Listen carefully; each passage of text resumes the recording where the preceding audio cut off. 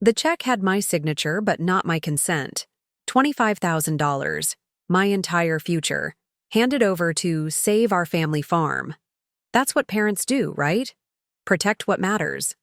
But 3 weeks later, I saw the sold sign being hammered into our front lawn. 5 generations of Bailey family history, liquidated for a Florida condo and ocean views. I stood frozen as my father showed developers where to bulldoze the barn where my grandfather taught me everything about legacy. Everyone thought I'd just accept it. The good daughter, always understanding. They mistook my silence for weakness, my grief for surrender. What they failed to grasp was that betrayal, when it comes from those who raised you, doesn't break you. It transforms you. They wanted my inheritance but forgot to consider what else I'd inherited, my grandfather's unshakable resolve. They cashed out our family's history for comfort? Fine. But at their housewarming party, with champagne flutes raised in celebration, I would remind everyone exactly what family loyalty truly costs. Just before we get back to it, I'd love to know where you're watching from today. And if you're enjoying these stories, make sure you're subscribed because tomorrow's special episode is one you definitely don't want to miss. The Willow Creek Farm has been in my family for 5 generations. I grew up knowing every inch of its 120 acres, the rolling wheat fields that turned golden in late summer, the apple orchard my great-grandfather planted as a wedding gift to his bride, and the weathered red barn where each generation carved their initials into the central beam. My earliest memories are of trailing behind my grandfather as he checked the irrigation lines at dawn, the morning dew soaking my rubber boots.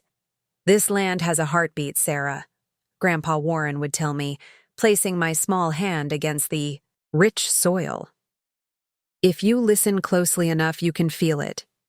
I was 8 when I started helping with real farm work, collecting eggs, feeding the animals, and eventually learning to drive the tractor under Grandpa's watchful eye. By 12, I could identify every crop rotation pattern we'd used over the past decade and knew the names of every family who farmed within 10 miles of us. Willow Creek wasn't just land, it was our legacy. The Christmas after my 12th birthday changed everything. Grandpa and Grandma Alice invited me to their cozy farmhouse at the north end of our property. The living room was warm from the crackling fireplace, and the scent of Grandma's cinnamon apple pie filled the air. On the coffee table sat a small wooden box with my name engraved on it. "Open it, sweetheart," Grandma urged, her eyes twinkling. Inside was a bank account passbook with my name on it and a deposit of $5,000. "That's the beginning of your college fund," Grandpa explained, his weathered hand squeezing mine. "We sold the '57 Chevy and my old tractor collection," I gasped, knowing how much he loved those treasures. "But Grandpa, why?" "Because education is the future of this farm," he said firmly. "You're going to be the first Bailey to graduate college, and then you'll bring that knowledge back here. You'll make this place thrive for another 5 generations." Grandma added softly, "Promise us you'll use this money only for your education, no matter what happens." I nodded solemnly, not fully understanding the weight of that promise. "I promise." By the time I turned 17, Grandpa had passed away, but the college fund had grown to nearly $25,000 through Grandma's continued contributions and smart investments. I kept my part of the bargain by maintaining perfect grades and focusing on agricultural sciences. The plan was clear: get my degree, then return to modernize our family farm with sustainable techniques. That spring, subtle changes began appearing around the farm. Dad started having whispered conversations that abruptly ended when I entered the room. Mom took on extra shifts at the local diner despite already working full-time as our farm's bookkeeper. Bills were shuffled into drawers when I walked by, and the farm equipment repairs that Grandpa would never have delayed kept getting pushed back. "Everything okay with the farm finances?" I asked one evening as Dad reviewed papers at the kitchen table. He looked up, startled, then forced a smile. "Just seasonal adjustments, kiddo. Nothing to worry about." But the tension lines around his eyes told a different story. A week later, I found the acceptance letter in our mailbox. Cornell University, my dream school, had not only accepted me, but offered a partial scholarship to their agricultural science program. My hands trembled as I read the words that would change my life. I ran all the way to Emma Taylor's house, my best friend since kindergarten. "I got in!" I screamed, waving the letter as she opened the door. Emma hugged me tightly, her blonde hair mixing with mine. I never doubted it for a second. We spent the afternoon sprawled on her bedroom floor, planning my college adventure while flipping through the course catalog I'd memorized months ago. Sustainable farming practices, agricultural business models, organic pest management, I read aloud, highlighting each course. "This is everything I need to bring Willow Creek into the next century?"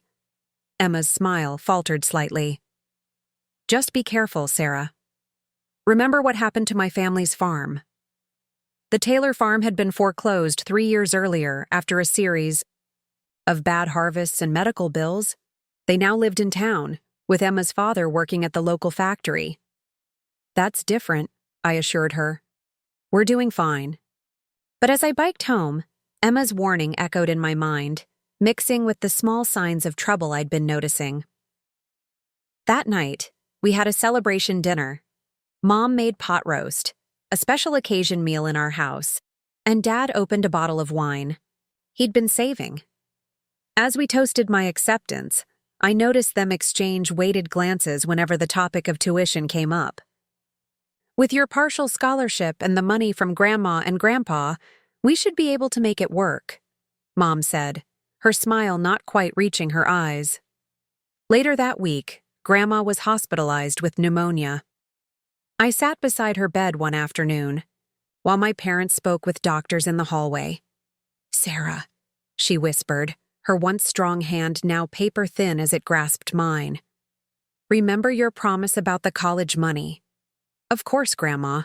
I'm going to make you proud at Cornell." She shook her head slightly. "No matter what anyone tells you, that money is for your education. Your father, he sometimes thinks short-term, but you need to think about your future."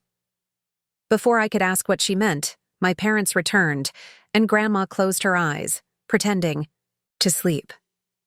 That night, I awoke to raised voices from downstairs. Creeping to the staircase, I overheard fragments of my parents' argument. "We can't keep hiding this, Daniel." Mom's voice was strained. "The second mortgage is past due, and the equipment loan—" "I know, Rebecca. I know," Dad snapped. "But telling Sarah now would just worry her. We still have options. We're underwater by nearly $250,000. What options?" I backed away silently, my heart pounding. The farm, our family legacy, was in trouble. Deep trouble. The last month of high school passed in a blur. I gave my valedictorian speech about honoring traditions while embracing change, unaware of the irony those words would soon hold. When I mentioned preserving our agricultural heritage for future generations, I saw my father shift uncomfortably in his seat. During graduation dinner at the local steakhouse, Dad raised his glass. "To my brilliant daughter, who's going to save Willow Creek Farm with her fancy degree." I smiled, but Emma's warning and Grandma's strange comments lingered in my mind. Something wasn't right, and I was beginning to feel like the only person who didn't know what it was. 2 months before I was scheduled to leave for Cornell, my parents called me into the living room for what they described as an important family meeting. The curtains were drawn despite the bright July afternoon, and they sat stiffly on the couch, hands clasped together like they were bracing for impact. "Honey, have a seat," Mom said, patting the space between them. As I sat down, I noticed a folder of documents on the coffee table, bank statements, loan papers, and what looked like foreclosure notices. My stomach tightened. "Sarah," Dad began, his voice unnaturally formal. "You know this farm has been in our family for generations. What you don't know is that we've been struggling financially for the past 3 years." Mom picked up where he left off, her rehearsed tone matching his. The drought 2 summers ago, followed by the early frost last year. We've had to take out loans just to plant each season. Why didn't you tell me? I asked, though I already knew. They'd been protecting me, keeping their worries hidden so I could focus on school. Dad ran his hand through his graying hair. We thought we could turn things around. But now, he slid a paper toward me. It was a foreclosure notice, with a date just 3 months away. We're $230,000 in debt, Mom said quietly. The bank is going to take the farm unless we can make a substantial payment and renegotiate the loans. The silence that followed was deafening. I stared at the papers, my mind racing to process what this meant. No more farm, no more family legacy, no home to return to after college. Dad cleared his throat. Sarah, we wouldn't ask this if we had any other choice, but we need your college fund. The words hit me like a physical blow. My college fund? But we know it was meant for your education, Mom interjected quickly. But this is temporary. If we can save the farm now, your father has a guaranteed loan coming through from the Agricultural Development Program next year. We'll replace every penny before your deferred admission. This would kill your grandfather if he was alive, Dad added, his voice breaking. Losing the farm after 5 generations. The emotional manipulation was obvious, even as it worked its way into my heart. I thought of Grandpa's weathered hands, showing me how to test soil, of the oak tree where generations of Baileys had carved their initials, of the promise I'd made to bring my education back to this land. I need time to think, I managed to say, rising from the couch. For the next week, I barely slept. I visited Grandpa and Grandma's graves on the hill overlooking the eastern fields, sitting there for hours as if their spirits might offer guidance.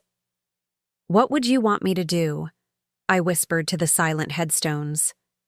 During the day, I secretly researched our farm's financial situation. At the county records office, I discovered the second mortgage had been taken out 3 years ago, not recently as my parents had implied. The equipment loan was for machinery we didn't seem to have. Something wasn't adding up, but I couldn't piece together the full picture. I called Cornell's admissions office to inquire about deferring my admission. Yes, we can hold your place until next fall, the kind woman assured me. But your scholarship may not be guaranteed for the following year. Another door potentially closing. After 7 days of deliberation, I made my decision. I called a family meeting of my own. I'll help, I told my parents, who visibly sagged with relief. But I have conditions. I outlined my terms. I wanted to be involved in all financial discussions about the farm moving forward. I wanted a written agreement stating this was a loan for farm preservation only. I wanted transparency about their plan to save Willow Creek. Of course, Dad agreed quickly, too quickly. Whatever you need. I drafted a simple contract stating the $25,000 was specifically for saving the family farm from foreclosure. As my parents signed it, I noticed them exchange a glance I couldn't interpret. The next day, we drove to the bank together. As I signed the transfer forms, the teller, Mrs. Henderson, who had known our family for years, gave me a concerned look. "You sure about this, Sarah?" she asked quietly. "It's to save the farm," I replied firmly. "That's right," Dad interjected, putting his arm around my shoulders. "Family sticks together." That evening, we had a special dinner to celebrate what Dad called a new beginning for Willow Creek.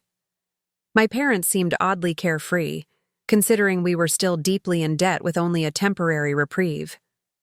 Mom talked excitedly about new curtains for the kitchen, while Dad stepped outside twice to take phone calls he didn't explain. As I helped clear the dishes, I overheard Dad on the porch, his voice carrying through the open window. "Yes, we've secured the funds. We can proceed as planned." Something cold settled in my stomach, but I pushed the feeling aside, telling myself I was being paranoid. After all, This was my family, and we were saving our legacy. Wasn't that what Grandpa would have wanted? Within days of transferring my college fund, subtle changes began appearing around the farm. Mom came home with shopping bags from boutiques in the city, places she'd always called ridiculous wastes of money.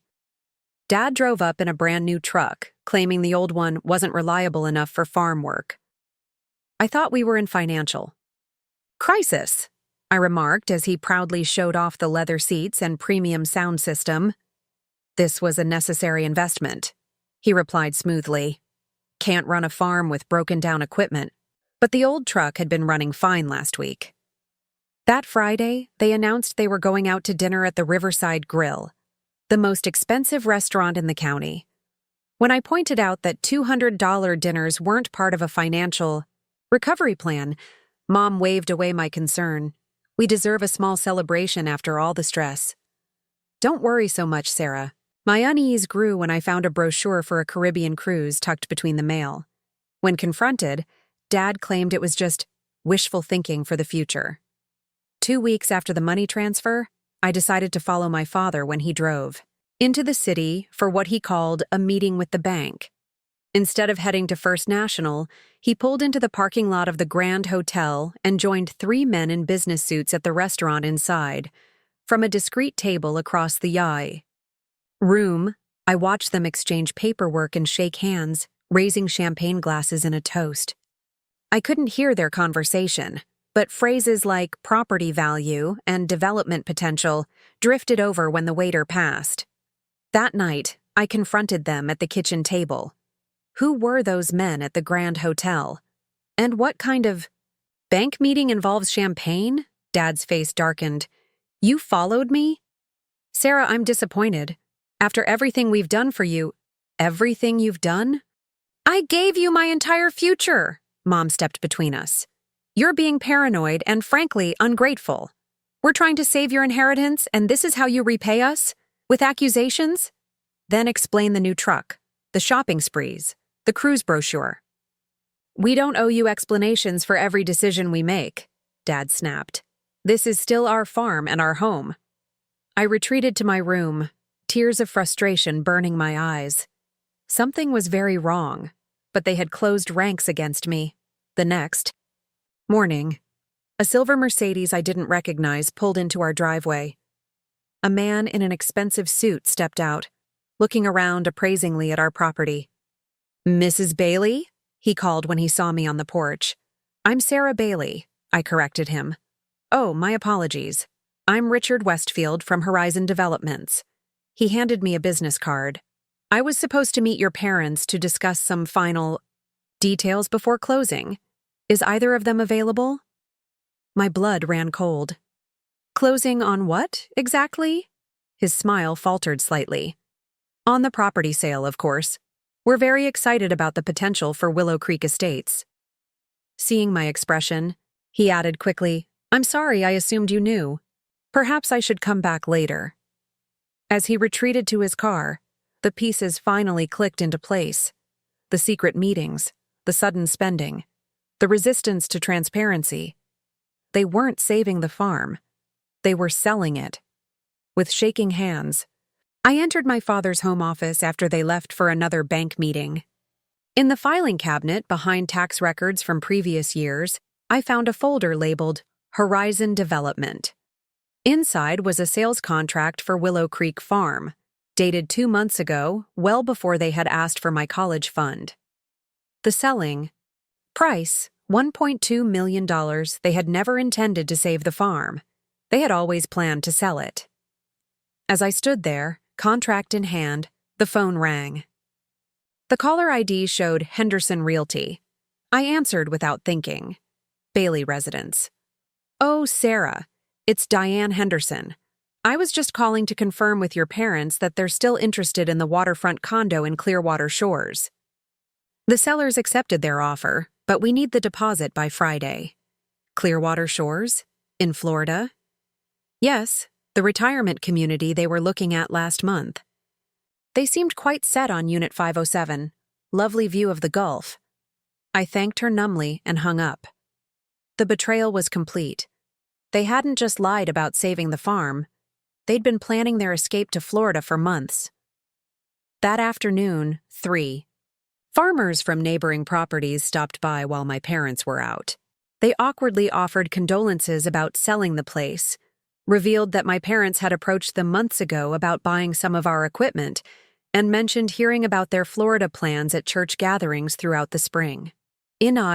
My bedroom closet behind winter clothes I rarely used, I found a stack of travel brochures for Florida retirement communities.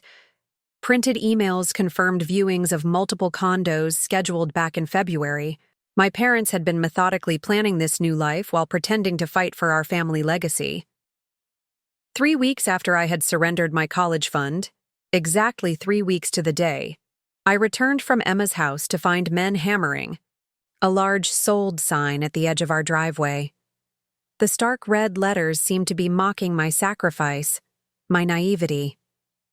That evening, my parents called an extended family dinner. Aunts, uncles, and cousins gathered around our dining table as my father stood to make an announcement. "Rebecca and I have some exciting news," he began, beaming as he took my mother's hand. "After careful consideration, we've decided to make a life change. We've sold Willow Creek Farm to developers who are going to create a beautiful, planned community." Gasps and murmurs rippled through the room. "But what about the family legacy?" Uncle Robert asked, glancing toward me. "Sometimes progress means moving forward," Mom replied smoothly. "Besides, we'll all benefit from this change. We've purchased a lovely condo in Florida with plenty of guest rooms for family visits." As relatives peppered them with questions about their brave decision, I sat silent, watching this performance with growing disgust. Not once did they mention that they had taken my college fund under false pretenses. Not once did they acknowledge that they had systematically dismantled our family's 5-generation legacy while lying to everyone, especially me. Later that week, I stood at my bedroom window, watching my father enthusiastically showing developers around the property. He pointed to the old barn, where generations of Baileys had carved their initials, and made a demolishing motion with his hands. The men laughed and nodded approvingly. In that moment, I understood that everything had been a calculated deception.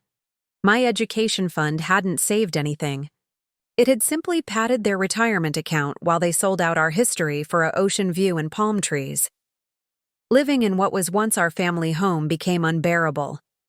Everywhere I looked, I saw ghosts of broken promises. The kitchen where Grandma had taught me to bake her famous apple pie was now filled with packed boxes labeled Florida. The fields where Grandpa had shown me how to test soil quality were being surveyed for lot boundaries. Even my bedroom felt foreign, as Mom had already begun discussing converting it to our vacation inventory for when they rented the condo out. 2 weeks after the "sold" sign appeared, I found myself sitting in the Cornell admissions office, explaining my situation to Mrs. Abernathy, a sympathetic administrator with kind eyes and a no-nonsense attitude. "So you see," I concluded, "I need to defer for another year. My financial situation has changed." Mrs. Abernathy removed her reading glasses. "Have you considered applying for additional scholarships and financial aid? Your academic record is exceptional." "I've looked into it, but most deadlines have passed for this year." I twisted my hands in my lap. "And with my parents' assets from selling the farm, I won't qualify for need-based aid." "Even though those assets aren't available to you?" she asked sharply. "On paper, we look like a wealthy family now," I explained. She made some notes. "There are some merit scholarships still open, and work-study positions. It won't cover everything, but it might make a difference." I left with a folder of options, but the math was still daunting. Even with maximum loans and scholarships, I'd be tens of thousands short and graduate with crippling debt. Back home, I made one last desperate attempt to appeal to my extended family. I called Uncle Robert, my father's older brother, who had chosen to become a teacher rather than a farmer. Need to talk to you about what's really happening with the farm, I began. But before I could explain, he cut me off gently. Sarah, your parents already explained everything. They told us you willingly contributed your college fund to support their retirement. They said you felt it was only fair since you'd be inheriting a substantial portion of the proceeds eventually. That's not what happened, I protested. They told me the money was to save the farm from foreclosure. The silence on the line told me everything. He didn't believe me, or didn't want to believe me. One by one, I reached out to other family members, only to discover my parents had systematically crafted a narrative where I was a supportive daughter who recognized their sacrifice in maintaining the farm all these years. Just as I was reaching my lowest point, an unexpected message appeared in my inbox from an unfamiliar address, rbailey83@gmail.com. Sarah, you don't know me well, but I'm your Aunt Rebecca, your father's sister. I left the family years ago after a similar situation. I've been hearing rumors about what's happening at Willow Creek. If you need someone to talk to who understands, call me, Aunt Rebecca. The mysterious sister no one discussed. Family legend said she'd had a falling out with Grandpa over the farm inheritance, but details were always scarce. I called her that evening from the privacy of my car, parked at the edge of our property. They did the same thing to me, she said after I explained everything, except it was my inheritance from our grandmother that they convinced Dad to redirect to farm improvements. 6 months later, they'd built themselves a new house, and there were no improvements to be seen. For the first time in weeks, I felt understood and validated. I have some connections with a lawyer in Madison who specializes in family financial disputes, she offered. Let me make a call. The next day, Aunt Rebecca drove 3 hours to meet me at a coffee shop in the next town over. She looked strikingly like my father, except for her more genuine smile and the warmth in her eyes when she hugged me. I've missed watching you grow up, she said simply.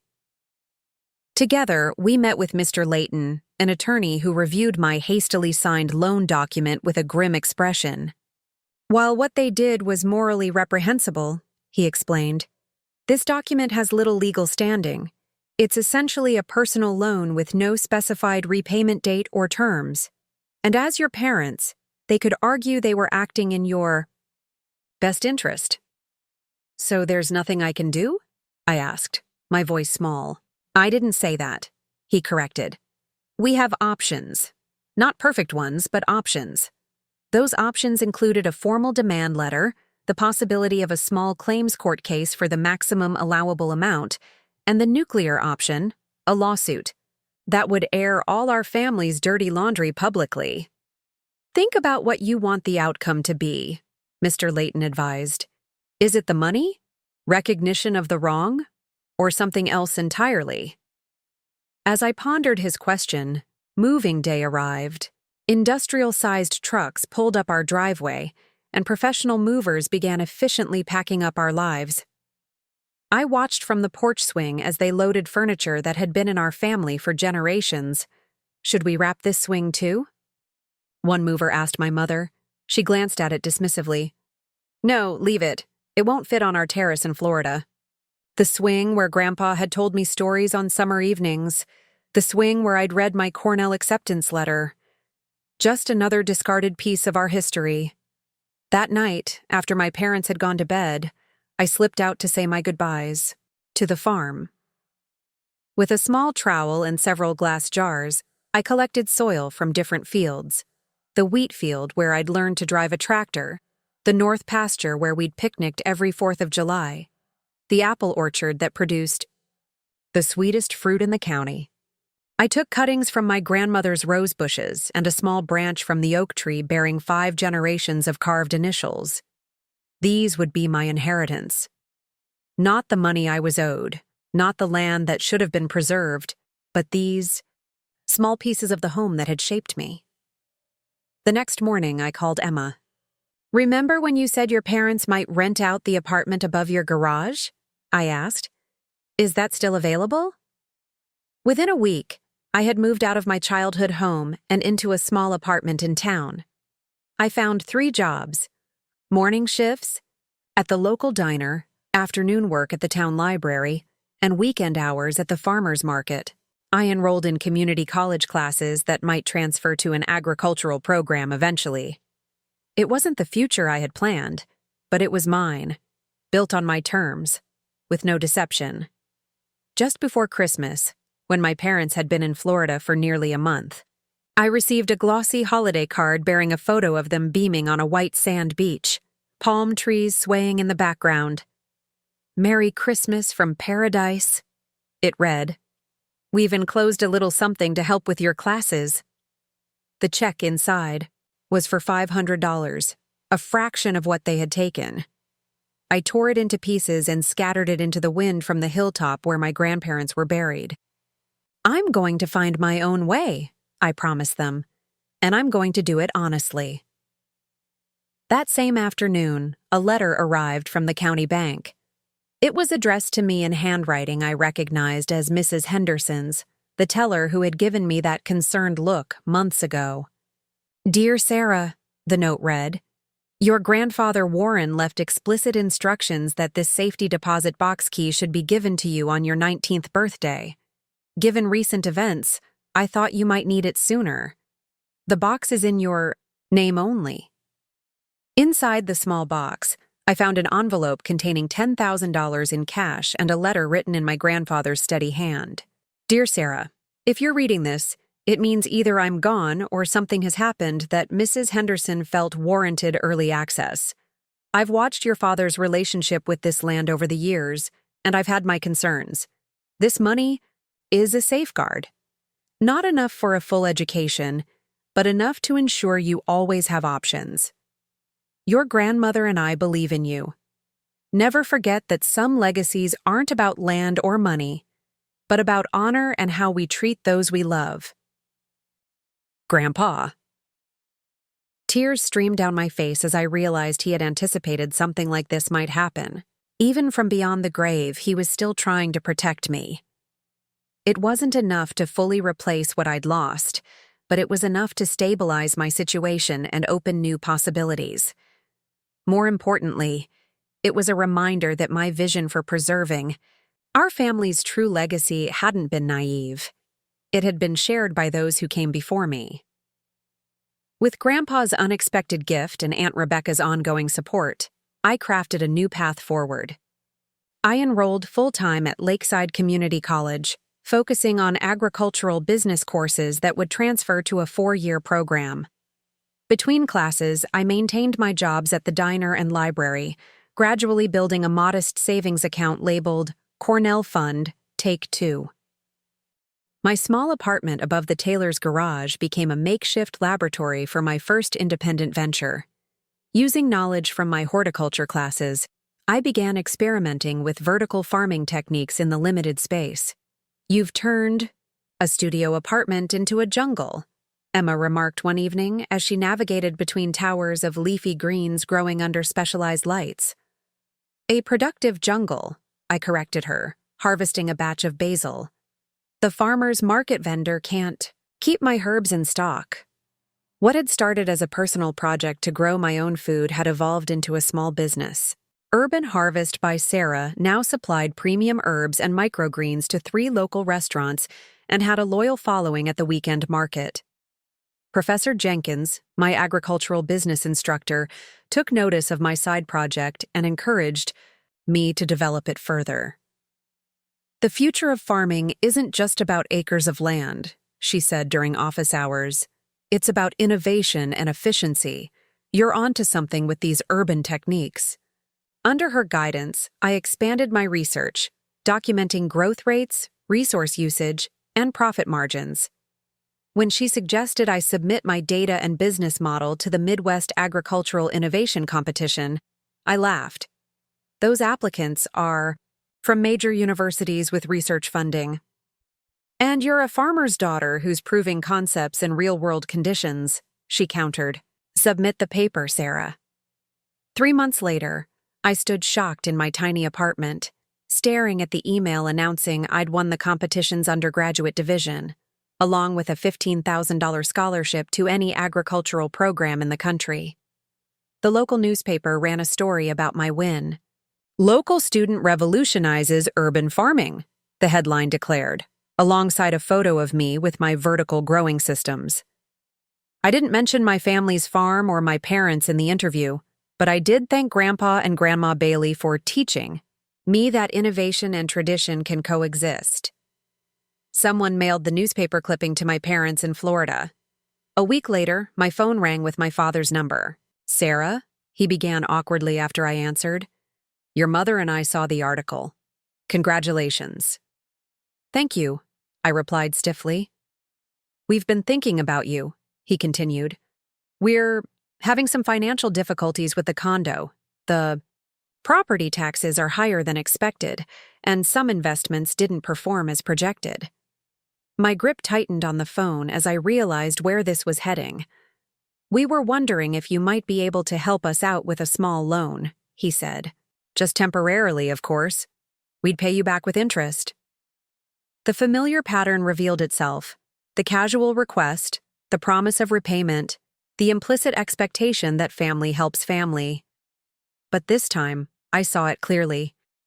"No," I said, simply. "No? Just like that? After everything we've done for you?" "Yes, Dad. Just like that. After everything you've done to me." The silence stretched between us before he finally muttered, "I see. Well, congratulations again on your gardening project." After hanging up, I didn't feel the satisfaction I'd expected, just a hollow sadness for what our relationship had become. The scholarship allowed me to finally visit Cornell's campus. That spring, not as an enrolled student yet, but as a prospective transfer with a far stronger financial foundation than before.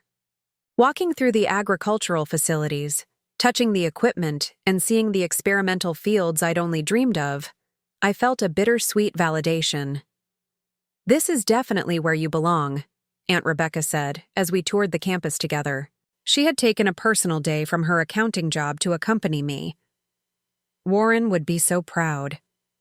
During our drive back, we detoured past Willow Creek Farm, or what remained of it. Construction equipment swarmed the fields, carving out roads and foundation sites for the new development. The old farmhouse still stood, but the barn had been demolished, along with most of the outbuildings. "I can't believe they're really doing it," I whispered, watching bulldozers reshape the land my family had tended for generations. "Wait, what's that?" Aunt Rebecca pointed to a section of the property that remained untouched. The apple orchard and about 20 surrounding acres were fenced off from the construction. A sign at the entrance read, "Future site of Willow Creek Heritage Park and Community Gardens. Preserved agricultural land in perpetuity through the Midwest Land Conservation Trust." "I don't understand," I said. "My parents would never donate land." Later investigation revealed that community pressure and county historical preservation requirements had forced the developers to set aside a portion of the farm as agricultural heritage land. Ironically, the very purpose I'd hoped to serve, preserving our farming legacy, was being partially fulfilled without me or my parents.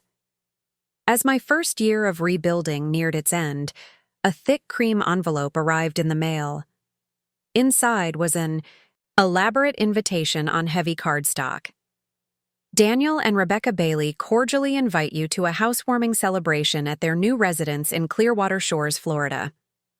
The date was set for 3 weeks later, clearly an afterthought invitation, not expecting I would actually attend.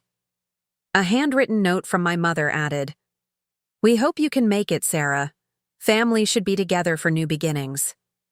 I set the invitation aside, determined to ignore it. But over the following days, it nagged at me. Not because I longed for reconciliation, but because something felt unfinished. "You don't owe them your presents," Aunt Rebecca said when I called her about it. "I know," I replied, "but I think I owe myself closure." After intense soul-searching and several therapy sessions, another gift from Aunt Rebecca, I made my decision. I would attend the housewarming, Not to forgive or forget, but to face the situation on my own terms. The journey to Florida was a symphony of tension. Each mile south increased the knot in my stomach. I rehearsed what I might say, then discarded. The script says inadequate. How do you distill such profound betrayal into words? What could I possibly say that would matter to people who had so casually discarded everything I valued? As my plane landed in Tampa, I received a text from Emma. Remember, their actions define them, not you. You've rebuilt with integrity. Hold on to that. With those words echoing in my mind, I rented a car and drove toward the confrontation that had been brewing for nearly 2 years, toward the reckoning that would either offer closure or confirm that some wounds never truly heal. Clearwater Shores. Luxury condominiums rose like a gleaming white fortress against the Florida sky. Palm trees lined the circular driveway, and a uniformed valet approached as I parked my rental car. "Welcome to Clearwater Shores," he said cheerfully. "Which unit are you visiting today?" 507, I replied, the number etched in my memory from that fateful phone call so long ago. "Ah, the Baileys! They're hosting quite the gathering. Elevators are to the right through the lobby." The marble-floored lobby featured a massive chandelier and fresh flower arrangements that probably cost more than a week's worth of my wages at the diner. A water feature trickled soothingly in the background. The sound of money flowing, I thought. Bitterly, Unit 507 was on the 5th floor, with views of the Gulf that were undeniably breathtaking. Before I could knock, the door swung open to reveal my mother, tanned and wearing a floral dress that still had its boutique tag partially visible. "Sarah!" she exclaimed, voice rising an octave in surprise. "You actually came!" Her arms moved to embrace me, but I stepped back slightly. Her smile faltered, then recovered as she gestured me inside. "Everyone, look who's here! Our daughter finally made it!"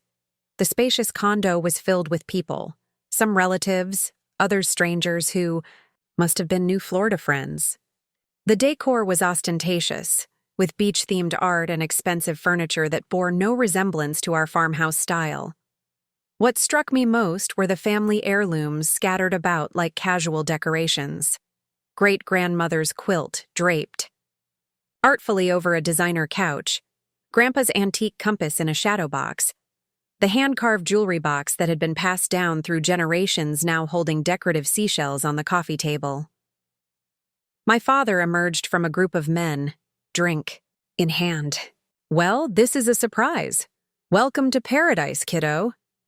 He attempted to act as though nothing had happened between us, as if I were just a daughter visiting her parents' new retirement home.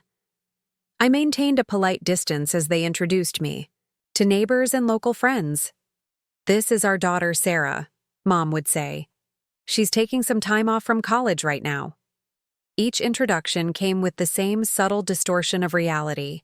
I was finding myself, or exploring options, or taking a gap year, never rebuilding the life we destroyed, or working 3 jobs to replace the education fund we stole.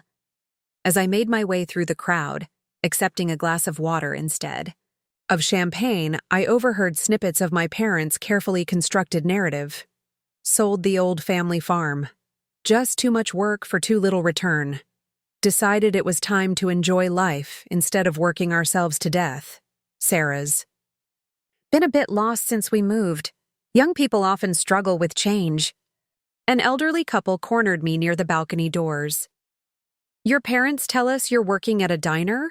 the woman asked, her voice dripping with pity. "Such a brave choice, dear."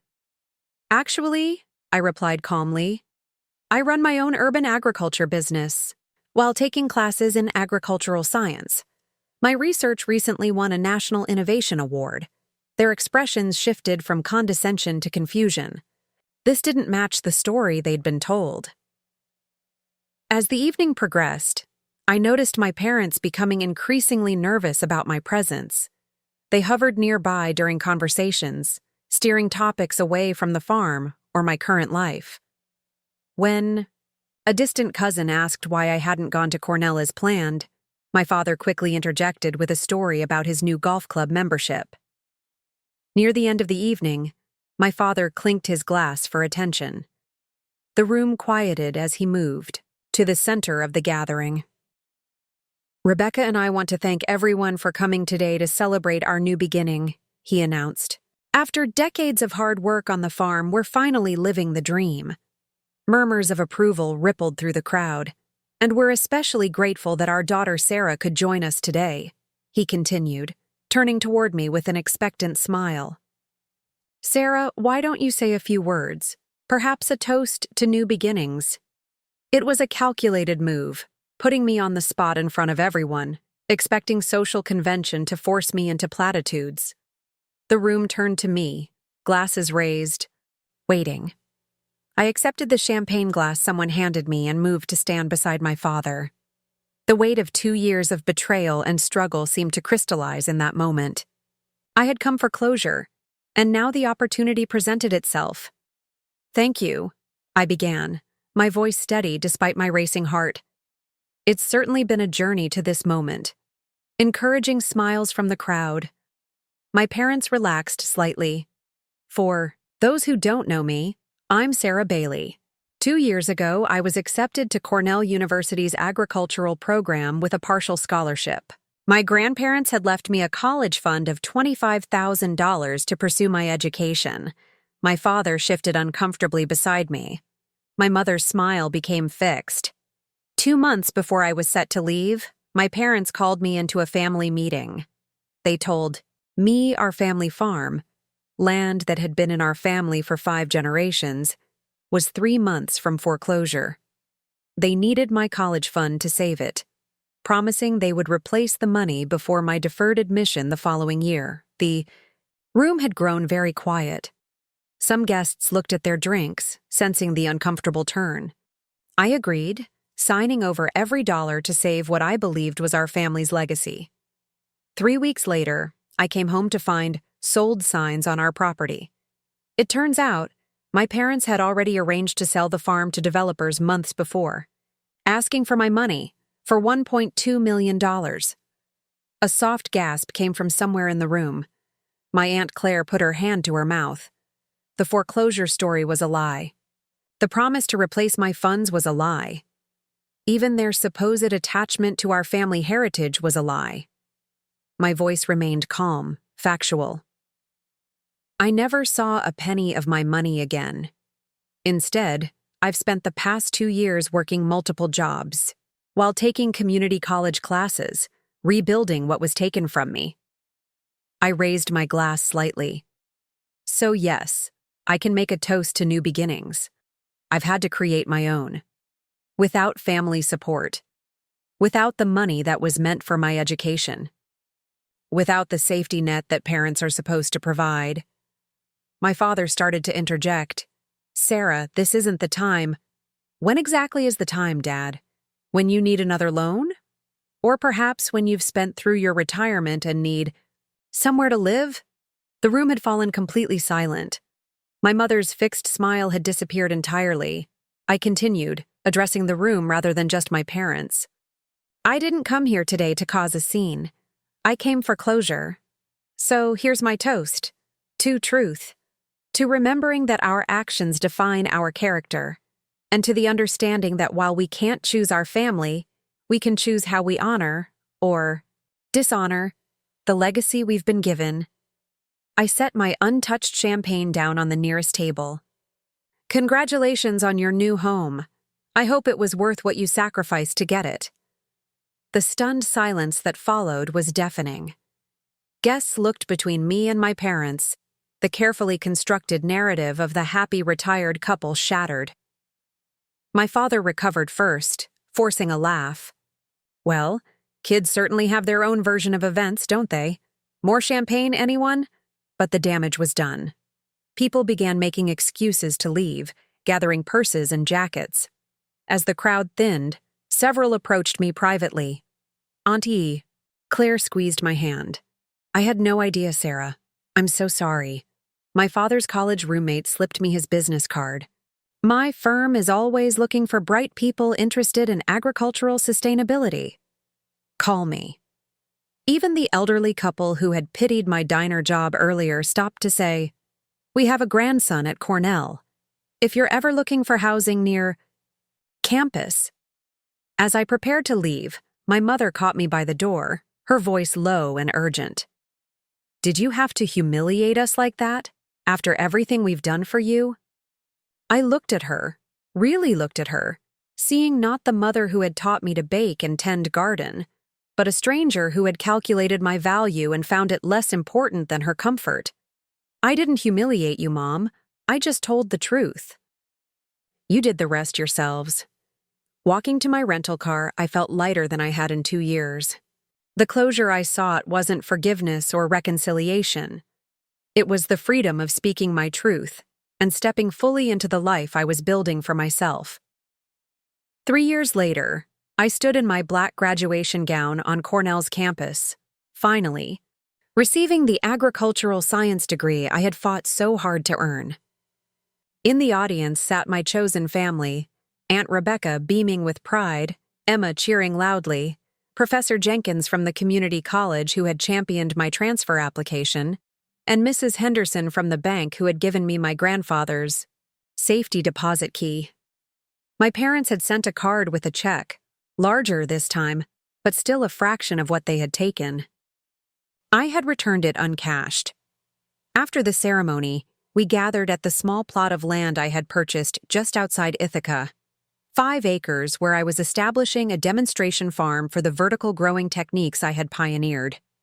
The property included a modest farmhouse that needed work but had good bones and a spectacular maple tree perfect for gatherings beneath its branches. "What do you think, Grandpa?" I whispered to the sky as my friends and chosen family set up our celebration picnic. It's not Willow Creek, but it's a start. A gentle breeze rustled the maple leaves above, and I could almost hear his voice. "This land has a heartbeat, Sarah. If you listen closely enough, you can feel it." I had lost my inheritance but found my path. I had lost my parents but built a family of choice. And most importantly, I had preserved the true Bailey legacy, not the land itself, but the values of honesty, hard work, and innovation that my grandparents had embodied. On the front porch of my new home hung a wooden sign, hand-carved with the words, "Bailey Heritage Farm, Esther 2025, Growing New Traditions." It wasn't the life I had planned at 17. It was better, because it was built with integrity from the ground up, just like a proper farm should be. What would you sacrifice to preserve your family's legacy, and at what point does loyalty to others become a betrayal of yourself? If this story of heartbreak and redemption resonated with you, hit that like button and subscribe for more tales of family betrayal, personal resilience, and the courage to rebuild what others have destroyed.